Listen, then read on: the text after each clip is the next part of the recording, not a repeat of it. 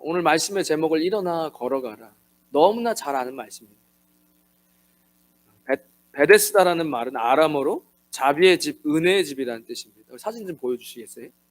이 연못을 연상하게 하는 이 베데스다 못은 우리가 연못을 상상할 수 있겠지만 성경에 나오는 이 베데스다는 그런 우리가 흔히 생각하는 이런 우물이나 연못이 아닙니다. 베데스다는 물 저장고였습니다. 그러니까 예전에 영화로 잘 이렇게 만들었다 생각하고 그 사진도 하나 있거든요. 있나요? 실제 그 예루살렘 근처에 보면 이런 물 저장고가 있는 거예요. 성 옆에. 이 성 옆에 야외에 노출된 곳. 이렇게 물을 저장해서 성전, 예루살렘 성전 안에도 물 저장고가 있었습니다. 왜냐? 제사를 지내야 되니까.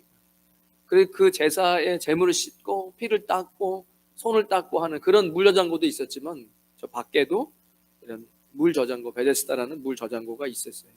특별히 이 베데스다라는 이 성전 밖에 있는 저장고는 이런 고고학이나 그리고 약자들의 의견에 따르면 이제 클리닉 같은 장소라는 것이죠.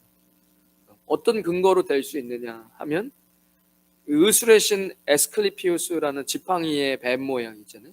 이런 것이 그곳에서 이제 발견됐다는 것이죠. 그리고 그런 것이 발견된 것은 여김없이 이런 의술 활동을 하고 병을 고치기 위해 사람들이 모이는 그런 장소였다는 겁니다. 때문에 치료를 받기 위한 환자들이 사용해야 할 물들이 필요했고 그 물들을 저장하는 창고였는데 이 베데스다라는 뜻은 자비의 집, 은혜의 집입니다. 그런데 그곳에 앉아있는 사람들은 지형상 예루살렘 성 안에서 제사를 드리는데 성 밖에서 뭔가 오늘 성경에 나와 있는 장면에는 3절에 그 안에 많은 병자, 맹인, 다리 저는 사람, 혈기 마른 사람들이 누워 가로 열고 물의 움직임을 기다리니 이는 천사가 가끔 못에 내려와 물을 움직이게 하는데 움직인 후에 먼저 들어가는 자는 어떤 병에 걸렸든지 낫게 되밀어라 가로 닫고. 제가 가지고 있는 성경의 해석에도 보면 그것은 사본에 안 나와 있는 사본들도 많이 있고 그냥 누웠다라고만 적혀 있는 것이에요. 그럼 여기를 왜 이렇게 적었느냐라고 학자들의 이야기는 그 베데스다 연못에 지금 우리의 정의로 따지면 미신이 있는 거예요. 미신이 뭐죠? 그 물이 움직일 때 천사가 그 물을 움직이게 했으니까 먼저 들어간 사람은 낫는다는 거예요. 미신이죠. 고고학자들은 그 위쪽 북쪽에도 물 저장고가 물이 다 차고 나면 물이 흘러내릴 때 그 밑에 층에 있는 물 저장고가 물이 이렇게 요동하고 한다는 거예요. 그래서 그런 뭐 미신이 나오지 않았을까라도 이야기하는데 제가 볼 때 그건 전혀 중요하지 않습니다. 어쨌든 이 지금 베데스다 연못가에 예수님께서 거길 찾아가셨다. 그냥 조금 속상한 마음이 들기는 해요. 왜냐하면 예루살렘이라는 성은 우리가 생각하는 빌리지의 개념이 아니에요. 그 안에 하나님께 예배드리는 제사를 드릴 수 있는 성소가 있어요. 그런데도 불구하고 그 성 바로 옆에 어딘지 지금 학자들 이거 얘기하잖아요. 아까 보여줬던 사진 같은 데를. 거기서 병을 낫기를 있는 사람들을 보면서 참 성전이 바로 앞에 있는데 이사야 보면 이사야서에 왜 내 백성들이 성전의 뜰만 밟고 가느냐라고 탄식하시는 부분이 계세요. 마치 저는 그런 부분을 보면서 참 하나님 앞에 예배할 수 있는 곳이 바로 안에 있는데 그 밖에서 뭔가의 문제를 해결받기 위해서 헤매고 있는 이런 병자들을 보면서 마치 우리의 모습은 아니다. 이스라엘 백성들은 우리를 이야기하는데 왜 내 백성들이 성전에 와서 지성소까지 들어오지도 못하고 뜰만 밟고 가느냐라는 이사야의 말씀이 생각나기도 했습니다. 소경, 절뚝발이, 혈기 마른 자, 은혜의 집 베데스다에서 자신들이 뭘 해야 돼요? 물이 움직일 때 내달려서 구원을 얻어야 됩니다.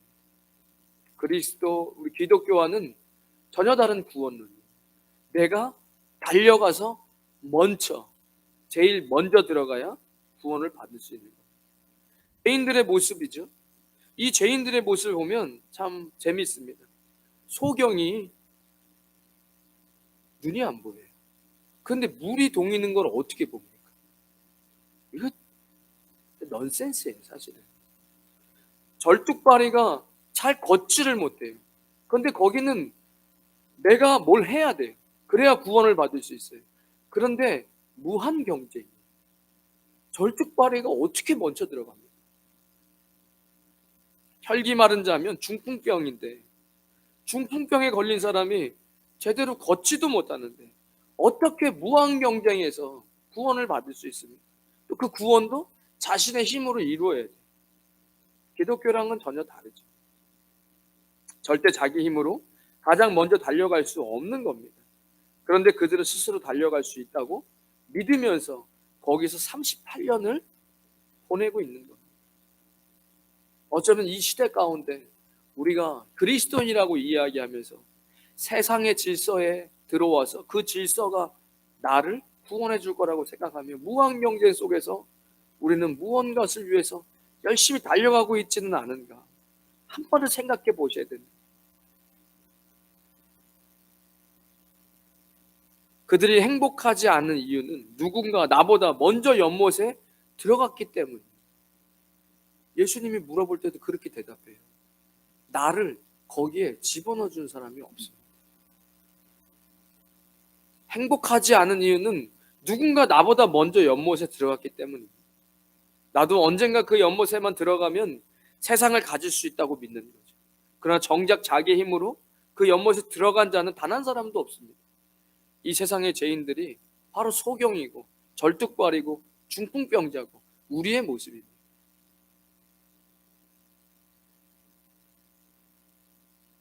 요한복음 5장 5절에 이 38년 된 병자가 나오는데 38해를 병자로 있었다는 거예요. 자기 자신이 할 수 없음을 뼈저리게 느끼는 거죠. 무슨 생각을 했을까요?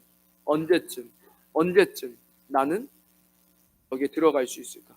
저기에 내가 노력하고 내게 능력이 생기고 권력이 있고 돈이 쌓이면 언젠가는 못에 들어가 치유를, 구원을 받을 수 있다고 착각하면서 살아가는 거예요. 성전이 바로 옆에 있는데 글쎄요, 이 요한복음의 말씀이 정말로 전혀 상관이 없는, 그리스도인 우리와 전혀 상관이 없는 이야기일까요? 저는 그렇게 생각하지 않습니다. 교회는 나오지만 언제나 내 힘으로, 내 능력으로, 내 스펙으로 나를 만들어 가려고 하는 교회는 나오고 있지만 세상에서 무한 경쟁 속에서 자기 스스로를 구원하고 스스로를 회복하려고 하는 잘못된 그리스도인의 모습이 아닌가 생각해 보게 됩니다. 38년입니다. 38년을 그 자리에서 어쩌면 수없이 반복되는 상처와 난 언제나 어떻게 가나 기어도 가봐도 늘 그 자리에 못 미치는 거예요. 신명기 2장 14절에 가데스 바네아에서 떠나 세렛 시내를 건너기까지 38년 동안이라. 이때에는 그 시대 모든 군인들이 여호와께서 그들에게 맹세하신 대로 진영 중에서 다 멸망하였나. 이스라엘의 출애굽이 뭐 어렵습니까? 다 우리 이야기입니다. 정탐을 보냈는데 믿음이 없어요. 뭐 불평이에요.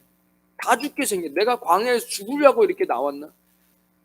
내가 이러려고 예수님 믿었나? 내가 이 예수님 믿는 것 때문에 이 예수님은 맛을 본 거예요. 출애굽한 거예요. 노예에서 해방된 거예요. 그런데 계속 불평이에요.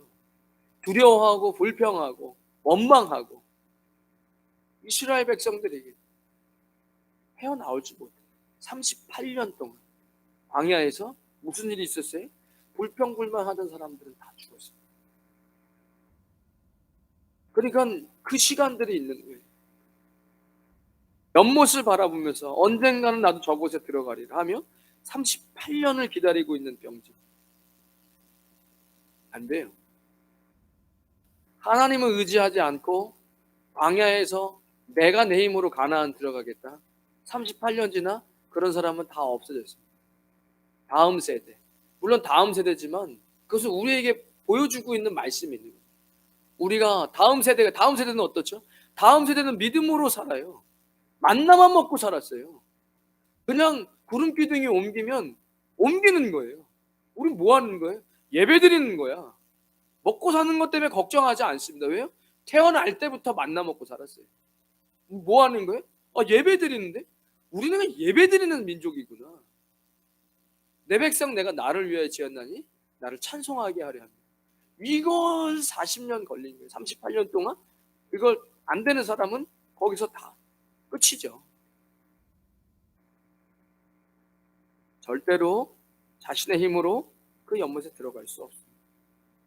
마치 광야에서 다 죽어버린 1세대처럼 요한복음 5장 6절에 예수님께서 그 누운 것을 보시고 병이 벌써 오래된 줄 아시고 이르시되 네가 낫고자 하느냐라고 말씀하십니다. 이미 예수님 알고 계셨어요. 38년 동안 거기서 정말 싸우고 싸우다 이제는 거의 절망입니다. 소망이 없어요. 아니 무슨 소망이 있습니까? 안 보이는 사람. 물이 움직이는 걸 어떻게 압니까? 그걸 누가 먼저 들어갈 수 있겠어요? 자기 힘으로 무언가를 해보려다가 38년이나 되는 시간을 허비하며 이제는 절망하고 있는 자에게 찾아오시는 예수님. 저는 이게 좀 저에게는 좀 이건 제가 받은 말씀인데 오늘 설교랑은 굳이 뭐 이야기할 필요는 없을 것 같아요. 제가 그걸 잘 주신 말씀을 잘 실행하면 되는 것입니다. 이게 복음입니다. 찾아오셨어요. 예수님께서 은혜의 집 베데스다에 예수님이 나타나셨습니다. 그런데 사람들은 베데스다만 죽어라 바라보고 있어요. 자기가 언젠가 기회가 되면 열심히 달려 구원을 이루리라. 예수님께서 무엇을 원하는? 그 사람들이 거기서 38년 동안 왜 있었습니까? 받고 싶었어요. 저는 이게 되게 중요하다고 생각해요. 지금 여기서 예수님이 이야기하는 건 좀 달라요. 마태복음, 마가복음에서는 믿음이 너 믿느냐? 물어보세요. 야, 내가 이만한 믿음을 본 적이 없어. 백부장에게. 뭐 믿음에 대해서 이야기. 여기 그런 것도 없어요. 그냥 바로 가서 네가 낫기를 원하냐? 이렇게 이야기하세요. 복음이죠. 평생을 일어나고 싶고 회복하고 싶고 낫고 싶은 사람에게 주님은 네가 낫고자 하느냐라고 물어보십니다. 마음속에 다시 생명을 일깨워지는 저는 질문이라고 생각합니다. 여러분 무엇에 주저앉고 계십니까? 어떤 노력을 하면서 지금 살아가고 계십니까?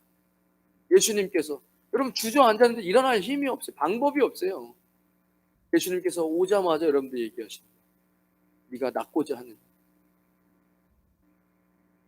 아무리 발버둥 쳐도 잡히지 않는 신기루와 같이 38년 동안 안 되는구나. 나는 안 되는구나. 자신에게 완전히 소망을 잃어버려. 내가 내 자신에게 완전히 소망을 잃어버렸어요. 안 돼. 이제 포기죠. 자포자기예요. 될 대로 되라예요. 그냥 사는 거예요. 안 죽으려고 사는. 소망을 잃어버린 그때 그 사실을 알고 그의 마음에 소망을 불어넣어 주시는 저는 질문이 아닙니다. 네가 낫고자 하느냐. 절망이 익숙해져 소망이 오히려 짐이라 생각돼 버리는 상태이지 않을까. 그럴 때 있지 않습니까? 계속 실패하고 계속 안 돼. 이젠 조그마한 희망을 갖는 것조차도 버거운 거죠. 못에 가려고 수없이 도전해 봤는데 안 돼요. 도전이 무모하다고 느껴서 이제는 그냥 무능한 상태로 살아가는 인생입니다. 이렇게 안진뱅이의 신앙생활 한 지가 벌써 15년, 20년, 38년 뭐 새로운 게 있어요. 교회에 뭐 새로운 게 있어. 내가 예수님 믿은 지 20년이 넘었습니다. 38년 된 병자에게 예수님은 말씀하십니다. 네가 정말 낫기를 원하는. 여러분 정말 낫기를 원하십니까? 여러분 인생에 정말 낫기를 원하십니까? 회복되길 원하십니다. 저는 이런 생각을 해봤습니다. 누가 벙어리일까? 누가 안진뱅일까? 누가 기머거릴까? 누가 소경이냐? 여러분, 눈이 어두워져 가지고 그 못에 들어가 구원을 못 받아요. 근데 그것 자체가 이미 잘못됐어요. 그건 미신이에요. 그런데 거기에 들어가면 날 거라고 생각해요. 무한 경쟁하며 살고 있어요. 안 돼요. 여러분, 신앙생활 우리 하나님의 자녀가 됐어요. 소경이 예수님 우리에게 물어보시고, 우리가 낳고자 하는 저 소경 아닌데, 여러분 하나님 나라를 보고 계십니까? 하나님 나라가 보이지 않으면 내가 그 나라에서 어느 포지션을 가지고 부르셨고, 그리고 내가 가지고 있는 것 사명을 가지고 그 자리를 지킬 수 있는지 볼 수 없어요. 세상만 보이죠. 여러분, 귀가 있어도 들리지 않으면 귀머거리예요. 예수님께서 다 듣고 있는 사람들에게 귀 있는 자는 들으라고 이야기하십니다. 귀가 먹으면 주님의 음성을 듣지 못하고, 내가 하나님의 백성인데 귀머거리가 됐어요. 말을 못하는 거예요. 말을 못하는 거예요. 목말라 죽어가고 있는데 물을 그냥 한 컵만 줘도 좀 살겠는데, 목말라 죽어가는데 중요한 건 내가 물이 100리터가 아니라 수천만 리터가 있는, 수천만 리터. 1리터면 아까울 수 있죠. 사막에서 나도 살아야 되는데 수천만 리터가 있는 거예요. 사람들이 목말라 죽어가고 있어요. 말을 못해요. 아니, 예수님이 내가 영원히 목마르지 않는 생수가 되리라 얘기하는데 말을 못해요. 목말라 죽어가는 벙어리죠. 누가 베데스다 연못에서 38년 동안 앉아서 있는 사람들입니다. 하나님의 나라를 위해 자신의 것을 한 발짝도 포기 못하며 주저앉아 있는 영적인 안진뱅이는 누굽니까? 바로 우리 아닙니까? 요한복음 5장 7절에 병자가 대답하되, 주여, 물이 움직일 때 나를 못에 넣어준 사람이 없어서, 나를 못에 넣어준 사람이 없어. 내가 가는 동안에 다른 사람이 먼저 내려갑니다. 못에 넣어준 사람이 없어서 그게 문제네요. 그게 문제네요. 이 사람에게. 이 사람의 그게 진지한 문제예요. 뭐죠? 내 상황의 문제죠. 그는 지금 질문하는 분이 문제를 해결해 줄 수 있다고 생각하지 않아요. 그가 생각하고 있는 신앙에는 미신이 있어요. 그리고 그 물이 움직일 때 일단 들어가야 돼. 경쟁에서 이겨야 돼. 이 내 상황, 이 상황, 여러분 어떤 상황 때문에 여러분 힘듭니까? 그 상황이 여러분들 힘들게 하는 거 아닙니까? 뭐 어떻게든 노력을 하는데 안 돼. 다른 사람은 되는데 나는 안 돼. 지금 그 상황이 문제예요. 이 사람도. 그의 대답은 안 되는 이유를 이야기해요. 방법론에 집중하고 있습니다. 방법론에 집중하고 있어요. 지금 건강하고 누군가가 나를 물이 움직일 때 확 같이 대서 1등으로 넣어주면 그러면 내 문제는 해결될 텐데. 방법을 이야기하잖아요. 그런데 그럴 사람이 없어요. 이런 상황이 문제입니다. 여러분, 어떤 상황이 여러분에게 문제입니까?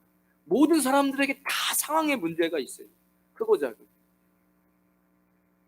인생의 기회를 못 살려서, 부모님 공부하라고 할 때 그때 좀 할 걸. 내가 흙수저로 태어나가지고. 그러니까 모든 어떤 상황에 문제가 있는데 그걸 어떻게든 어떤 방법을 통해서 해결해 보려고 하는데, 여러분 행위로 절대 구원받을 수 없습니다. 그러면 다른 어디를 찾아가십시오. 기독교에는 행위 구원을 이야기하지 않습니다. 베데스다 연못에는 행동 지침이 있었어요. 물이 움직일 때 가장 먼저 들어가면 낫는다. 방법론이에요. 방법론이고 1등으로 들어가요. 가장 먼저. 뭐 무한 경쟁이에요. 네가 스스로 너를 구원해야 돼. 이런 방법이 있는 거예요. 여러분, 세상은 세상 방법대로의 질서가 있어요.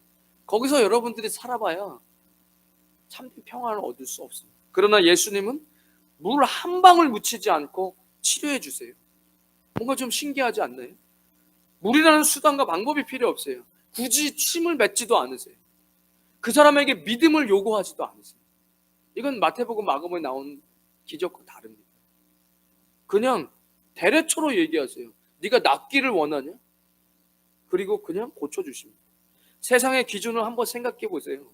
무엇을 해야 하는가? 계속 이야기하는 거예요. 내가 어떻게 해야 되지? 1등으로 들어가야 되는데, 1등이 돼야 되는데, 경쟁에서 이겨야 되는데, 도와줄 사람이 없는데, 이런 수많은 방법을 찾는데 안 돼요. 무엇을, what to do잖아요. 무엇을 해야 하나? 무엇을 하는가? 안 돼요.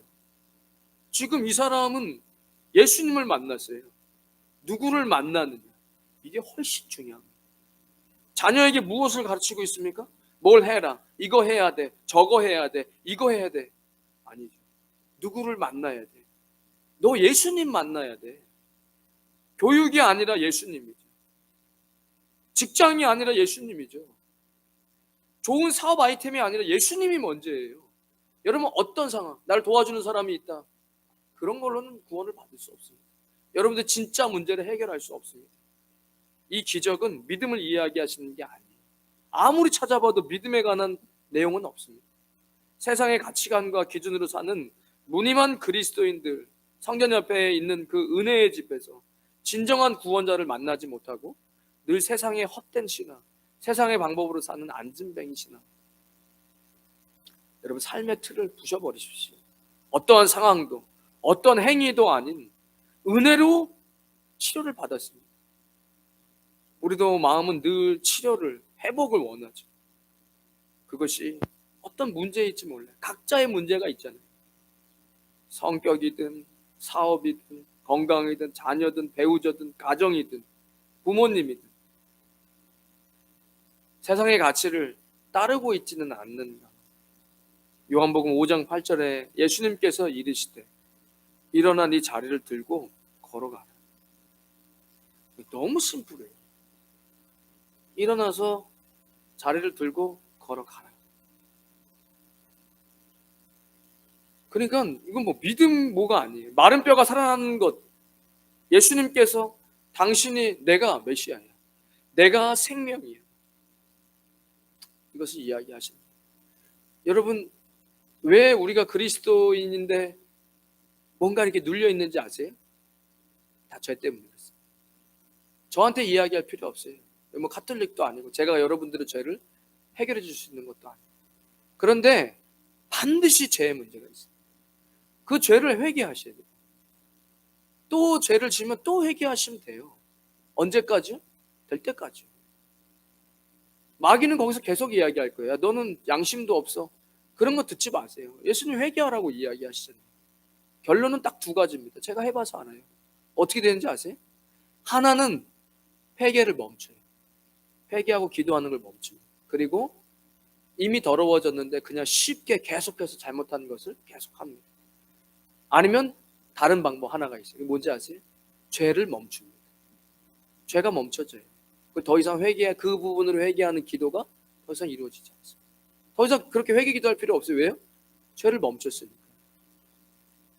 여러분, 예수님께서 이미 우리를 위해서 십자가에서 우리의 죄값을 다 치르셨어요. 요한복음은 그것을 집중적으로 이야기해 주고 있습니다. 내가 생명이야. 내가 의롭다고 하면 의로운 거예요. 사람들이 뭐 그런 게 어디 있어요? 내가 정의야. 내가 공의야. 내가 진리야. 내가 길이야. 내가 생명이야. 내가 살리는 거야. 아니, 왜 이 사람은 왜 살렸어요? 그런 거 묻지 마. 내가 그냥 생명이야. 그러니까 내가 살리는 거야. 그냥. 그런 거예요. 예수님께서 그냥 고치시는 거예요. 예수님이 의롭다고 하시는 거예요. 네가 나를 믿네. 평생을 강도로 살았습니다. 일평생을 강도로, 여러분 강도로 살았습니까? 여러분 맨날 경찰서 들락날락 하다가 중범죄 점점 더 심해져가지고 결국엔 사형원도 받고 강도로 살았습니까? 사람 죽이고. 그런 강도도 죽기 전에 예수님이 받아들이고 그날 주님 앞에 구원을 받았습니다. 여러분, 구원은 그런 것이잖아요. 말씀을 좀 맺겠습니다. 지금도 38년 된 병자처럼 주님 앞에 가지 못하고 나만의 신앙을 가지고 헤매고 있는 분들이 계세요. 교회에 와서 예배드리고 말씀 보고 기도하는 것 같지만 결국 자기의 열심으로 내가 스스로 나를 구원하겠다. 안 됩니다. 예수님 만나야 됩니다. 무엇을 하는 것보다 예수님께 집중하십시오. 그게 훨씬 더 좋습니다. 저는 개인적으로 말씀 준비하면서 네가 좀 베데스다 연못을 좀 찾아가면 안 되겠니? 이런 좀 마음이 좀 드는 것 같아요. 제가 참 부족하고 제가 좀 액티비티한 거 별로 안 좋아해요. 그래도 예수님 찾아가셔서 구원해 주세요. 만나 주시고. 저는 이제 그런 개인적으로 그런 생각을 해봤는데, 여러분 인생 가운데 누구나 다 문제 있고 상황이 있습니다. 그걸 어떻게 해결해야 될까 방법을 생각하지 마시고 예수님을 만나세요. 예수님께 집중하십시오. 그 예수님께서 38년 동안 고민하던 그 안진뱅이를 일으키십니다. 여러분 인생 가운데 예수 그리스도, 그 예수님 여러분들에게 일어나 걸으라 라고 하시는 그 말씀을 듣고 일어나신 저와 여러분 되시기를 주님의 이름으로 축원드리겠습니다. 주님 감사합니다. 예수님 오늘도 우리에게 찾아오셔서 우리에게 따뜻한 음성으로 내 사랑하는 자여, 어여쁜 자여, 나와 함께 가자. 손 내미시는 주님, 주님의 손을 잡고 다시 일어나기 원합니다. 누가 너를 정죄할 수 있느냐? 나도 너를 정죄하지 않는다. 예수 그리스도께서 이미 우리의 죄악을 십자가에서 감당하셨습니다. 그 예수님을 우리는 믿습니다. 그 예수님이 우리 아버지이십니다. 주님 죄사함 받았습니다. 무엇이 우리를 억누르고 있습니까? 무엇이 우리의 자유를 빼앗아 갑니까? 오직 예수 그리스도 그 십자가 바라보며 걸어가겠습니다. 그 십자가만이 우리를 살리십니다. 그 예수님 손 붙잡고 걸어가는 거룩한 주의 백성들 되어지게 하여 주시옵소서. 이제는 우리 주 예수 그리스도의 크신 은혜와 하나님 아버지의 무한하신 사랑과 성령님의 감동 감화교통하심이 오늘 거룩한 주일 주님 앞에 나와 예배하는 주의 백성들 머리머리 위에, 그들의 가정과 자녀들 위에, 땀 흘려 일하는 믿음의 기업 위에, 임마누엘 교회와 이 땅 필리핀과 조국 대한민국 위에 지금부터 영원까지 함께 하시길 간절히 축원하옵나이다. 아멘.